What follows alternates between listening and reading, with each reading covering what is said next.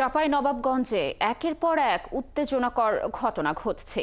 শনিবার শিবগঞ্জের তেলকুপি সীমান্তে হাবিল নামের এক বাংলাদেশি ভারতীয় সীমান্তরক্ষী বাহিনী বিএসএফ এর গুলিতে আহত হন।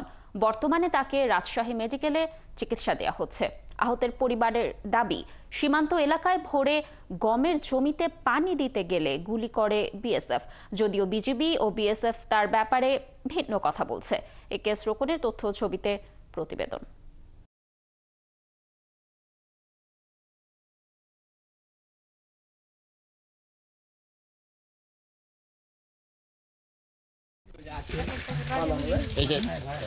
উত্তেজনা যেন থামছেই না চাঁপাইনবাবগঞ্জ সীমান্তে।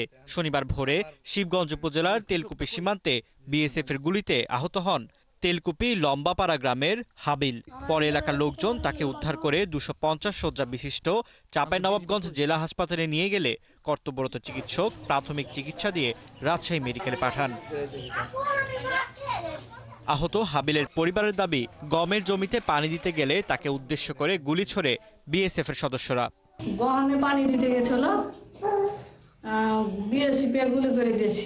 কেনই করবে বা আমার চাচা তো রাতে যায়নি, চোরা কারবারি দিতে যায়নি, আমার চাচা গমে পানি দিতে গেছিল।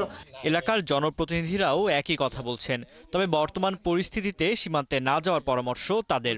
জনগণকে আরো সাবধান করব, তারা যেন সীমান্ত পার না হয় এবং এরপর থেকে এরকম ঘটনা না হয়। সীমান্তে বসবাসকারী কৃষক বলছেন, সীমান্তে তাদের জমি থাকায় সেখানে যেতেই হয়। সব কিছু চাষ করতে হবে, দিয়ে আমরা চাষ না করতে হলে আমরা কি ধরে খাবো? আমরা সকালে 7টার সময় যাই, তারপরে ভয় লাগে, মানে বেশ আমরা তাড়ে পরিষ্কার না করলে আমরা খাবো, কি করে খেতে হবে আমাকে? বিএসএফ হয়তো ওখান থেকে হেট করে গালাগালিজও করে, দূরে যাও না গেলে হয়তো বা দড়িয়া আছে, রাইফেল নিয়ে দড়িয়া আছে, তখন আমরা পালাই।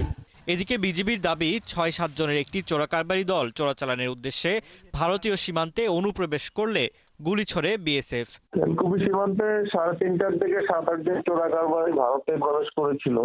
আমরা 2 থেকে 3 রাউন্ড ফায়ারিং এর শব্দ শুনছি। তার শব্দ শোনার পর আমাদের তো আসছিল, কিন্তু সব দৌড়ে পালাই গেছে। এখন এইটুকুই আমাদের কাছে তথ্য।